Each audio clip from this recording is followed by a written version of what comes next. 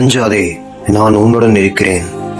சில நேரங்களில் வாழ்க்கை முழுவதும் இருளாக மாறிவிட்டது போல தோன்றும். யாரும் புரிந்து கொள்ளவில்லை என்ற மனம் உடைந்து போகும். அமைதியாக சிரித்துக் கொண்டே உள்ளுக்குள் பலர் தினமும் உடைந்து கொண்டிருக்கிறார்கள். ஆனால் இன்று இந்த வார்த்தையை நினைவில் வை. அஞ்சாதே, நான் உன்னுடன் இருக்கிறேன்.